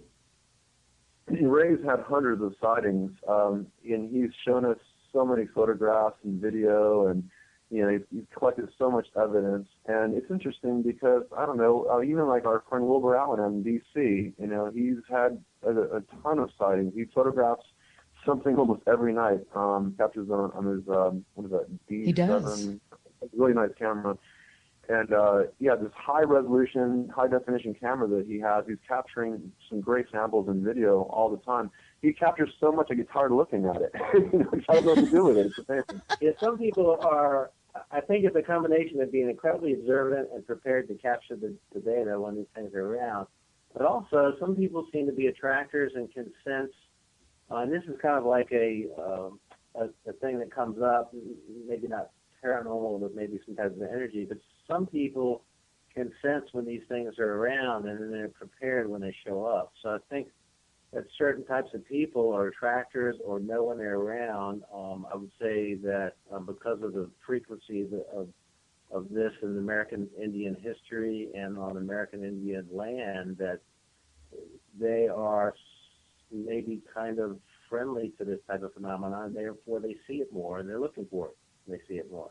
Isn't that interesting? I don't know, like for me, I mean, you know that I've had interesting sightings here, and I honestly think that once you're either tuned into it or something, I don't know if it's an intuitive thing, I don't know if it's just that you're paying more attention, I don't know what it is, but people that have one sighting typically have multiple sightings, and it's fascinating. And so, wait, so have you ever had a sighting, Tony? I have not. Last 4th of July, I missed one that Ben saw. My girlfriend and her daughter saw at Lake Anna, but I missed it. I saw it. But Ben saw it, so I kind of missed it on that one. I was pretty sore about it. But Ben could tell you more about what he saw. Yeah, Ben, fill us in. There was, we were shooting off fireworks, and I saw what at first I thought was a satellite, like a slow-moving star-like object, which are usually, you can see a lot of satellites around here. But the thing as it got nearer, I realized it was really, really high up, maybe 100,000 feet, maybe more. But as it got closer to us, I realized the thing was really moving. This thing was moving at a pace that even a jet, I don't think, at that height, because the farther something away it is, the slower it moves, like looking at boats in the ocean from an airplane. Looks like they're not moving at all. But this thing was really high up and moving at a pretty good clip. I would say, it's hard to say, but maybe more than 20,000 miles an hour, depending on how high it was. But I've seen a couple of things. I've seen what I thought were shooting stars when I was in Key West once. A shooting star crossed halfway across the sky, stopped. Another one came, stopped next to it, and then they took off again at right angles. And then I saw a purple ball of fire during a thunderstorm that had a roar to it, and it went in a circle. And to this day, I'm not sure if that was fall lightning or some type of phenomena, but it was definitely some type of purple plasma ball that followed these tracks in the clouds during a thunderstorm. But since it was during a storm, I can't rule out fall lightning. But yeah, and then the other one that was real clear was in college. I saw what looked like a prototype for a cruise missile. I was at a keg party, so take that with a grain of salt. But I wasn't drunk, but I heard a whistling sound. There's like 100 of us out there in the mountains before I went to the University of Richmond. I was at Ferrum College. And we're looking up in the sky, and there's this whistling sound, and here's this rocket dropping out of the sky with these flaps opening and closing on it. And it seemed like it was dropping dangerously close to the top of the mountain we were on, and then a bunch of jets started coming out of it. It seemed to correct itself, and it gained altitude and took off. But this was a long time ago. Probably, I don't think cruise missiles were more than a test thing at that time. But that was pretty unusual. But that was probably man-made. But it was a UFO that I couldn't identify. Wow. So has everybody in your life, Ben, been supportive of you and your mission to uncover the UFO mystery? What was the question? Well, I mean, has everybody in your life been supportive of you over you, like with your personal life? Have you had any people that have been just like, what are you doing? Has it been hard for you? Those closest to me absolutely are supportive, which I'm grateful for. I can't say that anyone's not supportive. What I would say is more like they'll just give me funny looks, or they'll roll their eyes, or I can tell by their response what they're really thinking, if you know what I mean. But as far as my close friends and family, yeah, they've all been pretty supportive. Yeah, especially because when I was younger, people kind of gave me a hard time about it. But after the show came out, I had people that had been very negative before going, there must be something to that, and were very interested in it, and kind of came 360 degrees around. So it's funny because a lot of people, back in the 70s or so, probably didn't believe as much as they do now. And with shows like Star Trek and a lot of things that have come out, and the Hubble telescope discovering all these planets in the Goldilocks zone, people are starting to come to the realization that there's probably life all over the place and multiple forms of life in our galaxy alone. And with all the galaxies that are out there, there's probably 10 billion civilizations in the sky that we can see, and you just got to do the math. A lot of people say, why would something come here? But if we're on one of the outer rims of the Milky Way galaxy, this would be a great stopping point if they needed a little charge from our sun, if they were going to go off into the next galaxy, or if they were just exploring planets that had water and gold and platinum and things like that. But yeah, I think even some diehard people that used to give me a hard time are now more interested in the subject and are more open-minded to it being maybe something that's a real phenomenon. You just reminded me of a book, Ringmakers of Saturn by Bergen. And he's got some amazing photographs in that book. The book costs like $300, but I have a digital copy. Well, send me a photo.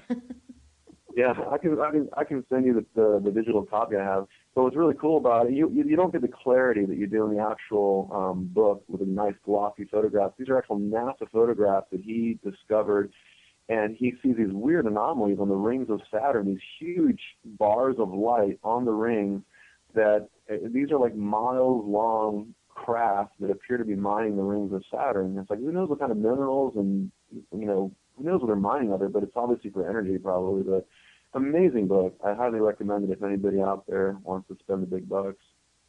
How cool. There's so many great books to read and so many places to go, like with research. My big thing right now is Jacques Vallée, and I love where he goes, and I think that I love his aspect or his point of view that these are probably things that have been here all along.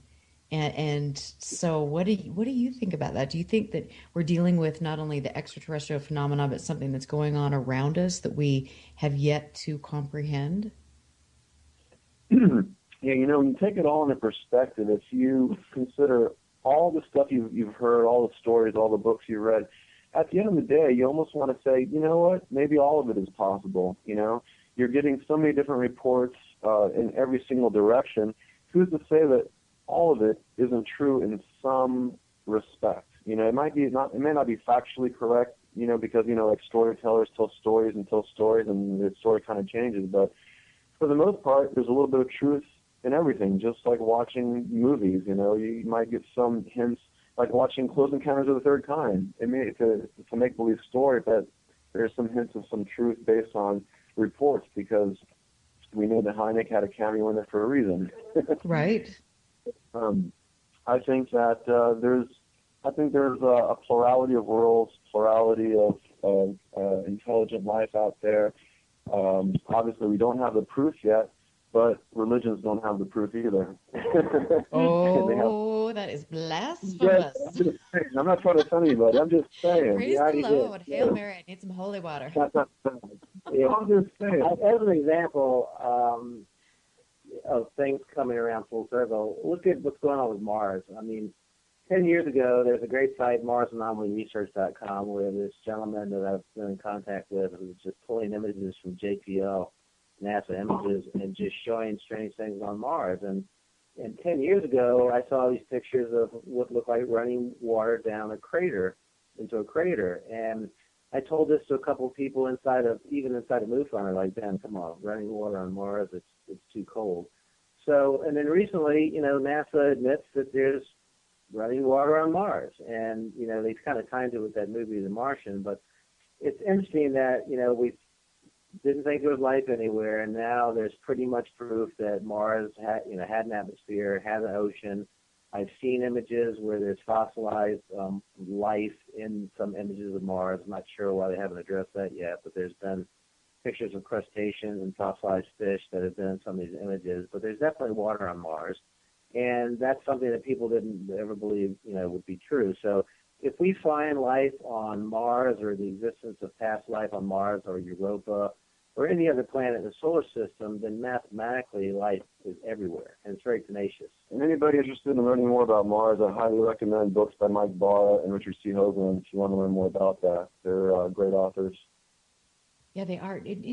I've got all these great questions in the chat room, and I feel bad that I want to get to them, but do you feel that movies and TV shows on the subject of ufology, do you think they've hurt or helped the way we're going right now? I personally, from my own opinion, I think TV shows, especially like Hangar One, help because it makes people feel more comfortable to talk about their own experiences. But what do you think? I shouldn't ask you guys that are in Hangar One that question. I think anything that's done well in the media is a help. I would imagine, they say that, any publicity is good publicity. Anything that gets people talking is a plus usually. Yeah.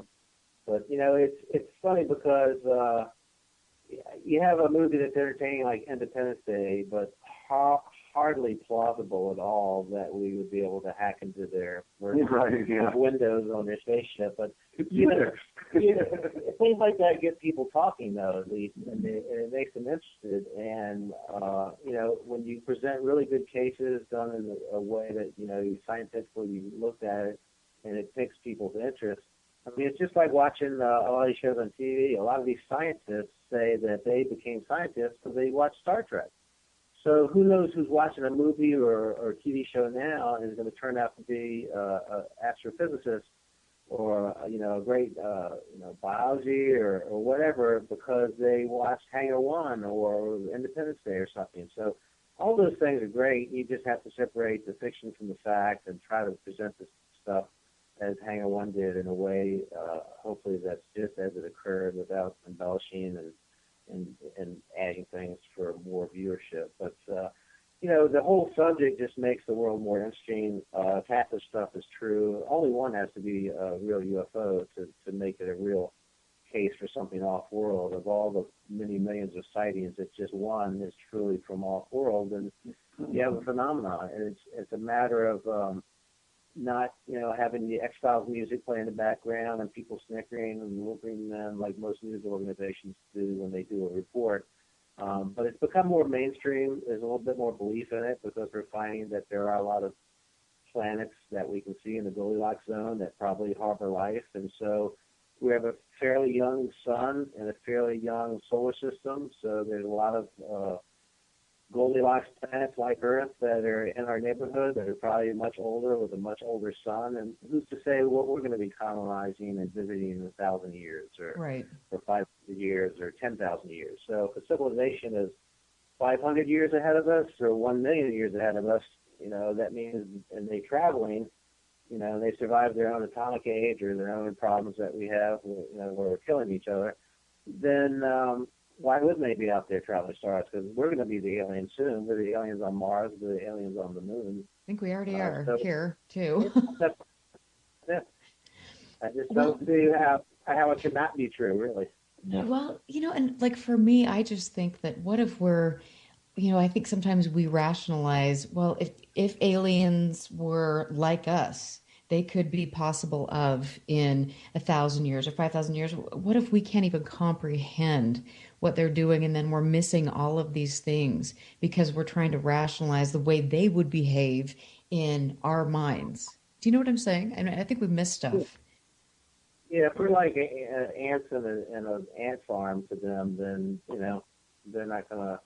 If we're that far below where they've evolved to, and if a civilization is survived its own self and is traveling the stars, they're going to look at us as this militaristic type of world that needs to be quarantined, needs to be monitored as it travels out into space, because we're still killing each other, we're still doing stupid stuff. We're not focusing on the big picture. We're not that spiritual as a whole race. We're just caught up in selfishness and bad behavior. Right.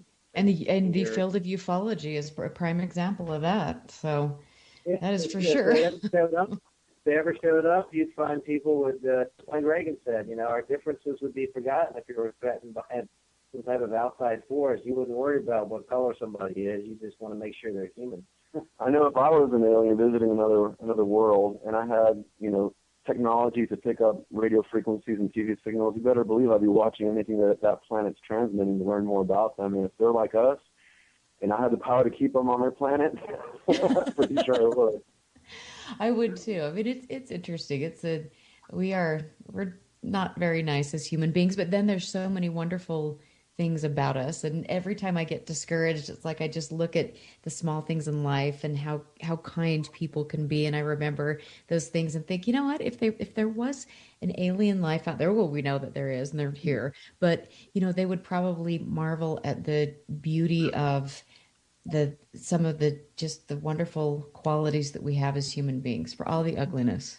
Well, we're not saying that we're all totally bad. I'm just saying that we don't deserve to go out and. Sometimes I feel that way too. Tonight's a prime example. I'm not, I don't know, but it's just one of those things. I don't know. We do have lots of goodness, but we are going to take a quick break, and then it's my last half hour on KGRA. I'm very sad, but I'm happy to be ending my show with my friends here. So we're going to take a quick break, and we will.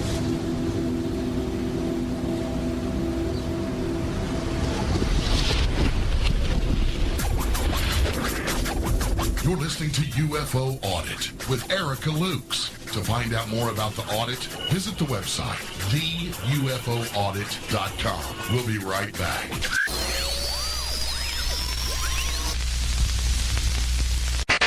Imagine no longer being tied down to your computer, but having the freedom to take live talk radio with you anywhere you go. TalkStream Live introduces our first ever iPhone application. The talk shows you follow now follow you. And your iPhone is now the fastest and easiest way to stay connected to the best talk radio on the internet. Let TalkStream Live transform the way you listen to radio. Listen to live talk shows 24 hours a day, 7 days a week. Mobile talk radio from TalkStream Live. Now available in the iTunes App Store.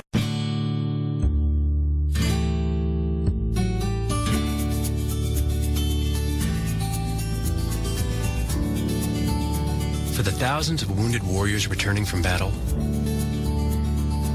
Wounded Warrior Project has developed the Warriors to Work program, a career counseling service that helps wounded warriors translate their military experience to a civilian job. These extraordinary men and women bring more than just teamwork and inspiration to the workplace. They bring proven world-class job skills. And to ensure proper placement, Wounded Warrior Project works with employers to find just the right job fit. Talented, skilled, and eager to get back to work, you have the opportunity to hire a seasoned veteran. Contact Wounded Warrior Project at findwwp.org. Welcome home the brave. Your best source for live UFO paranormal talk radio. KGRAradio.com.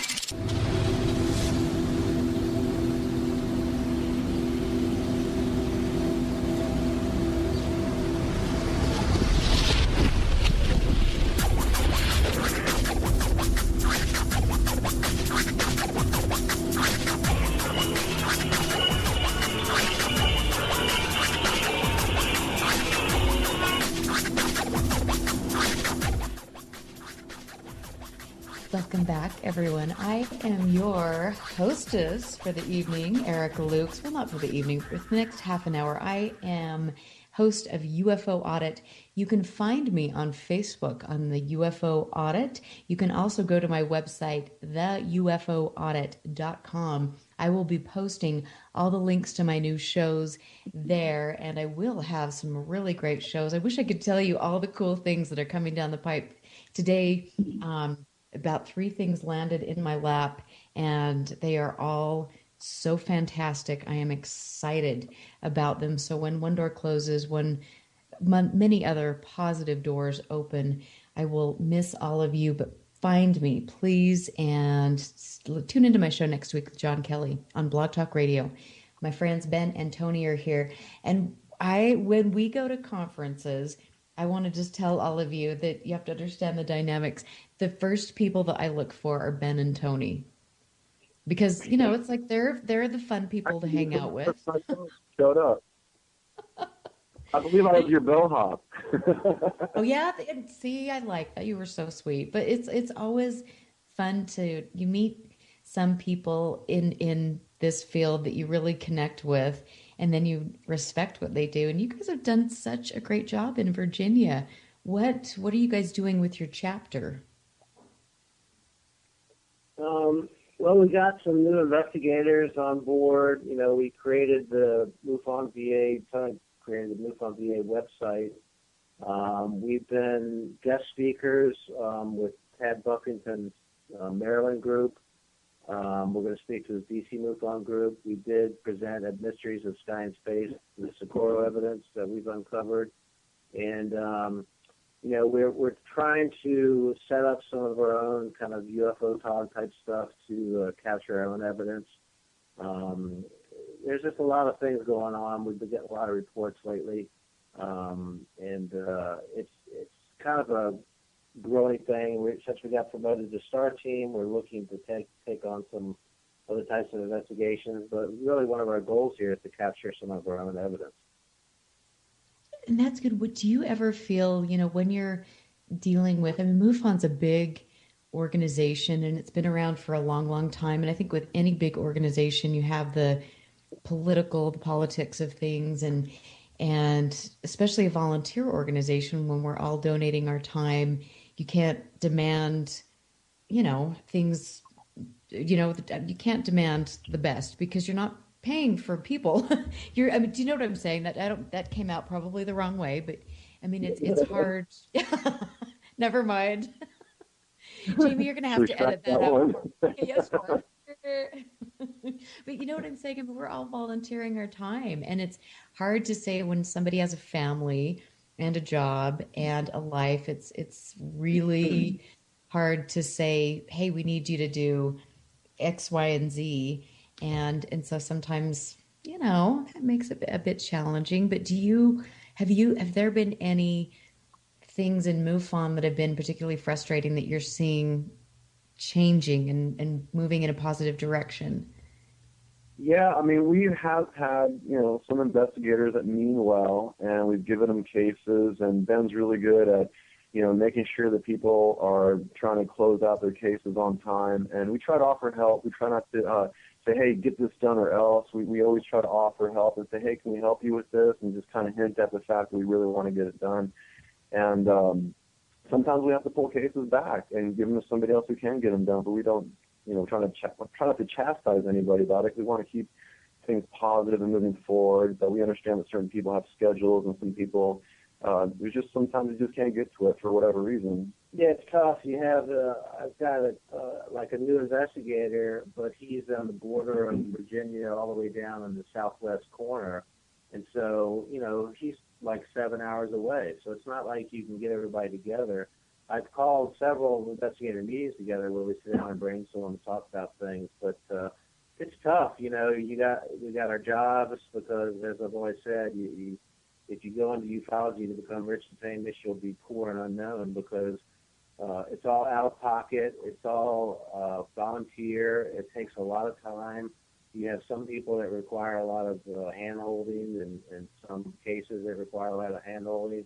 And it can be difficult. And then you have people that will feed you hoax cases and drones and things that they know aren't real. We've had some of the same people post reports that we're kind of onto the fact that they're just making stuff up. So there's a lot of the different hats you got to wear. And MUFON, I think one of the things we should probably have in MUFON is some type of, vote every few years to make sure that people aren't just hanging around to hang around and stay, in the places where they, might have a pretty big role but aren't really getting to the scientific investigation of ufology, which is what we're trying to do. So, could we have names? I think we bear down more on the scientific side and not.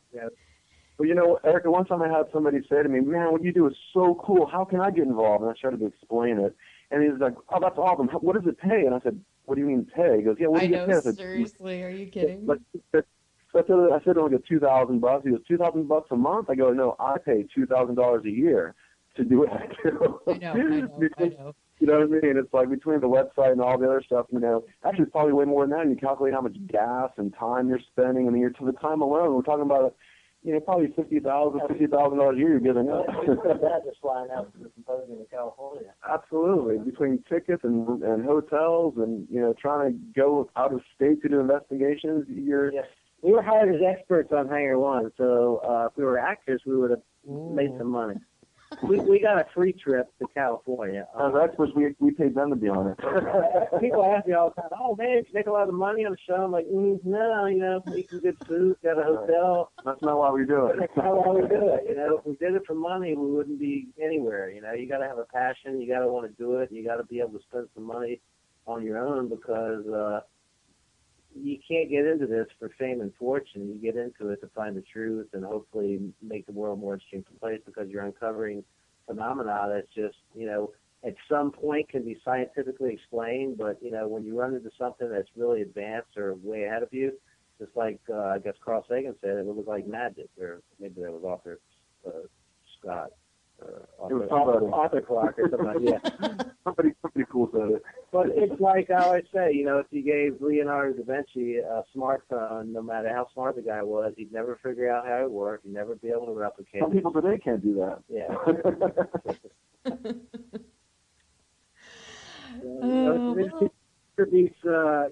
The accounting or something like that all day. Nothing against accountants. Yeah, seriously. Well, I got a lot of time for the accountants.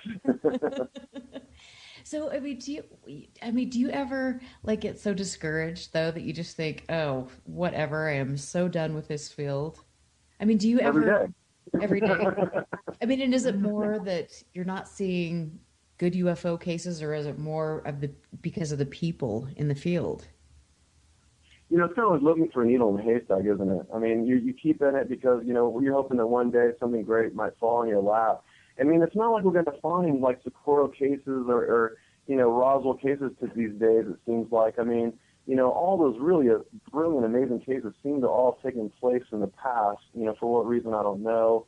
We're not getting the slaps around here. But, I guess times change, and you never know what might happen.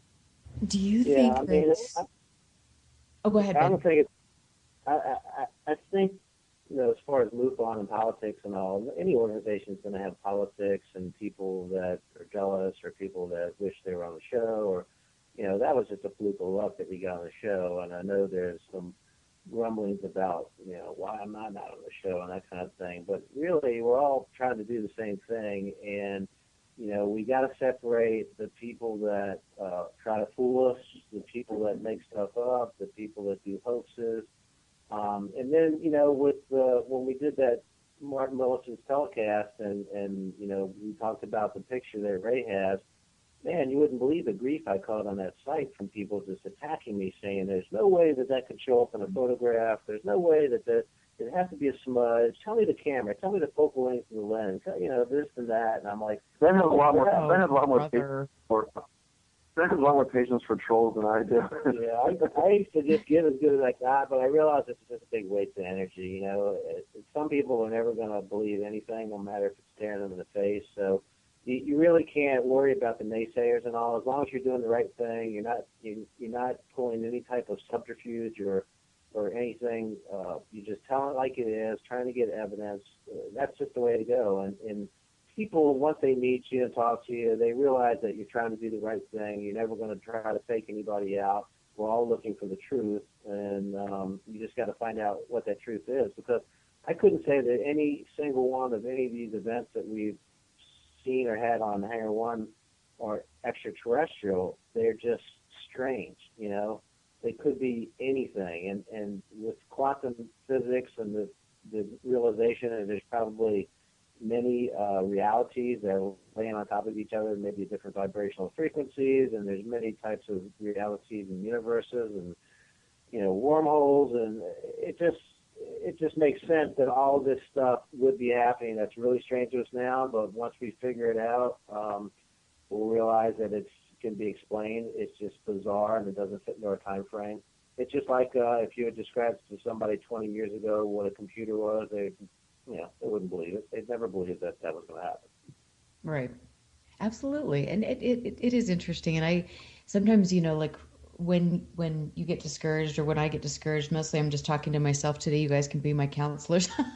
But, you do have to like kind of just know that there's so many wonderful, beautiful things. I have to like pull myself in and say there's so many cool things going on.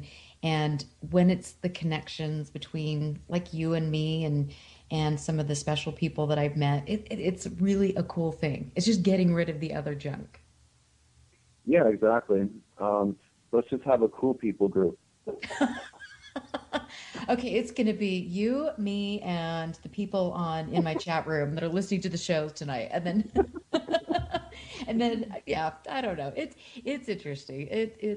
It's hard. And so we'll just do what we do, but we all work really hard for MUFON.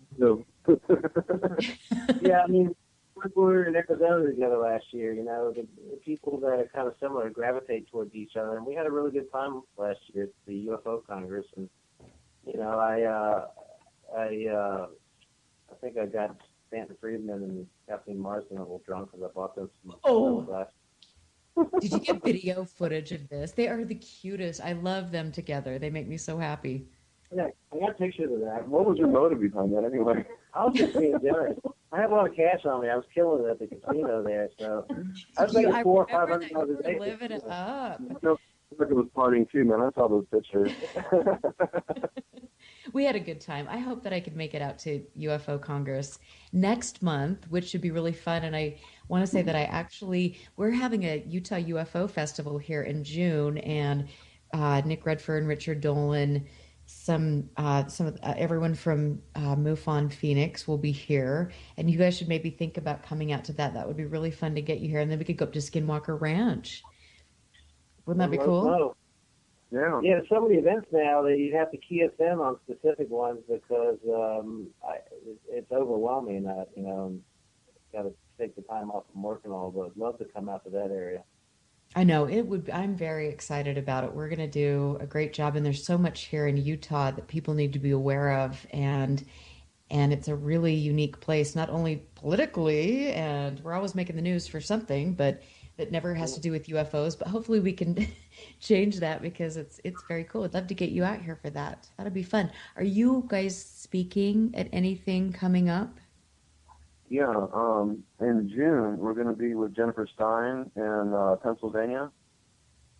She has a show up there. Yeah, we're doing, is it TVN Radio? I think it's TVN Radio. Yeah, TVN Radio show in June. We're working on, I don't think I can say anything about it yet. We're working on a symposium, hopefully speaking about Socorro. We're going to be on a cruise in October. That's MUFONcruises.com. So anybody who wants to participate in that, I know it's fairly expensive, but it'll be worth us. It'll be worth every penny. Yeah. The drinks are on Ben. Let's just make that clear.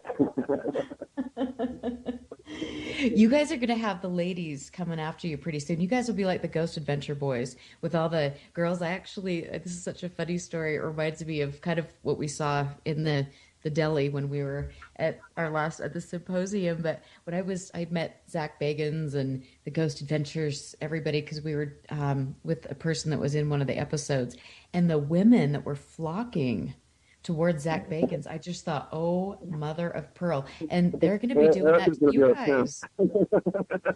I know, that's right. I'm going to be working it for you, but you don't need that. It's fun. I was blown away. I was blown away how many ladies are fans.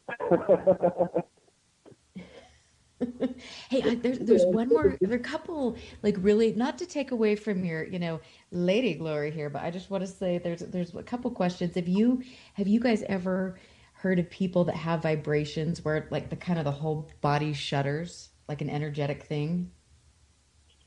Well, we have some friends that seem to have reactions when things are around.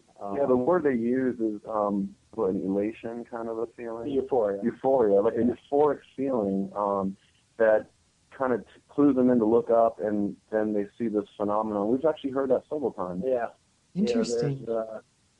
And then there's sometimes these things can be more spiritual in nature, kind of like almost touching into remote viewing, which I've had the pleasure of doing myself. But yeah, sometimes there's a fine line between lucid dreaming and having a true kind of out of body experience. But sometimes you have the euphoria, but sometimes you get the cases where they think it's demonic and it's evil, and they get a really bad feeling, and it's overwhelming, and they're kind of very paranoid and scared. So it swings both ways.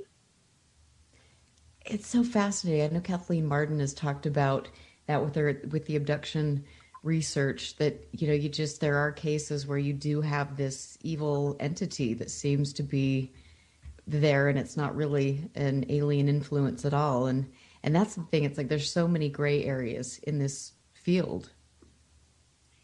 Yeah, I can't say that it's my specialty. I mean, that's like a whole other ball right there. Yeah, sometimes you run into phenomena that you just can't explain, and it's. I know a lot of scientists would say that abduction is sleep apnea or night terrors and night tremors and things like that. Oh, but, brother, really. Yeah, if you look at the research that Dr. Mack did, Bud Hopkins did, there's some credibility there. It's just that, if you come out and you say, this is talking about aliens, right then you've got most people going, okay, they've kind of gone off the ship and without a paddle. So it's tough. I think there's a lot more people that actually experience things that are very unusual, but they'll never tell anybody about it. Right. Tony and I several people come up to us and say, the first thing out of their mouth, look, I'm going to tell you a story. You can't use my name, and you can't tell anybody about it. And we've had that happen from politicians and doctors, lawyers, military people. Yeah, people of very good repute that had something really strange happen to them, but they're not going to publish it. They're not going to tell anybody, but they'll share it with us because they trust us. They've seen us on TV, or we're actually in that area, doing an investigation or something. But I think a lot more people are experiencing strange events and just don't talk about it because they don't want to be outed. Right. They have everything to lose. I think, too, it's like you need to also, when you go to an organization where you're reaching out for help, you don't want to go to an organization that's debunking everything. You have to feel like people have respect for what you're saying and not just saying, oh, that's a bug on the windshield, or what, dismissing it, because why would I want to come out with a really personal story like that when I'm just going to be debunked? It's hard. Yeah, it's like going to the doctor for, you got a broken leg, and instead of setting the leg, he gives you painkillers, not addressing the real issue. So there's a lot of things, that happen to people where they have nowhere to go, nobody to talk to. And the thing about MUFON is we do have people that are in good positions to help some of those people, because we've met people that are just crying when they tell us their story. And not only that, but, you consider the fact that the MUFON database has really talked about the number 70,000. And, that's a nice number. But the reality is that there's probably somewhere in the hundreds of thousands, not maybe in the millions, for all we know, things that go unreported because people just don't want to talk about it. We had a guy, I'm not going to say who he is, but he is in a high position. And he was in the military, and he was in a particular, Korean War, and he saw this amazing thing, this orange kind of like, he kind of described it as like a starburst, kind of an orange glowing disc, and his job was to man these ground-to-air artillery and shoot down the enemy for coming into our airspace, I believe in the DMZ. And this thing came into the airspace and stopped, made a right angle turn and stopped, made another right angle turn, kind of like a big U, if you will, and took off at great speed. And he was floored. He didn't try to shoot it because he knew it wasn't our enemy. He knew it wasn't ours. He was just in awe. This happened in a matter of like 5 minutes. Ran inside, checked radar, and couldn't find anything on that. Talked to his buddy, and he said, hey, they're at the bar. He says, should I make a report about it? And his buddy basically said, do you want to scrub latrines for the rest of your time here? And he said no. So he kept it under his hat, and we're the first people he told about that. So hopefully we're going to get this reported into the MUFON Journal at some point. It's a really great story. That's awesome. That's cool. And I just keep up doing the good work, because you guys are really, you do some amazing things. You're getting great equipment. You're going out into the field, and with the Socorro stuff, I really look forward to I think you're two of the investigators in the field that I really have great faith in, and I really think you guys will be doing and have done some things that we all need to know about. So thanks, you guys, and thanks for being my friends too. Yeah, no problem. Easy to be a friend. I'll pay you later for that one, or at the next symposium. We haven't done that check yet, by the way. Oh, yeah, right. Okay, we'll make a little money exchange. We can do that. It's okay. But thank you so much for being on the show tonight. Since it's my last show, I feel like I have to just give a little bit of love to all of my fantastic people that are in the chat room: Wayne, Reese Cup, Susan, X-Lady, American Road Warrior. I really, really, really have loved my experience on KGRA and getting to know all of you and seeing you and hearing about your personal stories. And I feel very blessed to have Jamie Havacan in my life, who has been a great friend, a brilliant producer. And I have no doubt that I will I will always be in contact with Jamie and Jill, who is coming up next. Jill is a beautiful woman, very smart, and she's going to be doing amazing things. And this is just really cool for me to have the experience of meeting these people and having friends for life. I also have to say I've made me grow as a human being to have this experience. I love doing radio, and over, the most the biggest thing I want to stress is that I believe in what I'm doing, and I know that I'm doing relevant research that will hopefully change things. And I want to empower all of you to speak your truth and to not be afraid to stand up for something that is happening. This is really happening. We are having these experiences. This is profound, and we all need to work together on this and do some amazing things. I am definitely not going anywhere. My show will be on the air next Friday, same time, different station, Blog Talk Radio, and then I will be somewhere pretty quick. So, I will keep you posted. But next week, same time, you can call into my show next week. That'll be cool to actually hear your voices. And I have decided that I'm going to be writing a book. I'm very excited about that, about my research, and you will be seeing me at Paula Harris's Starworks Symposium in November. I am one of the speakers. I will be speaking with Mike Barra, and Dr. Stephen Greer will be there, Barbara Lamb. I'm very thrilled to have that opportunity to speak. I'll be speaking at the Utah UFO Festival in June. So I've got some really cool things coming up, and a couple things, like I was telling you, I can't talk about, dang it, but look for me. I love you guys. I am here because of you. I appreciate you very much. And keep in touch with me, UFO Audit on Facebook, okay? Find me, message me. And I just, bless all of you. Have a wonderful new year. And I will see you next Friday on Blog Talk Radio.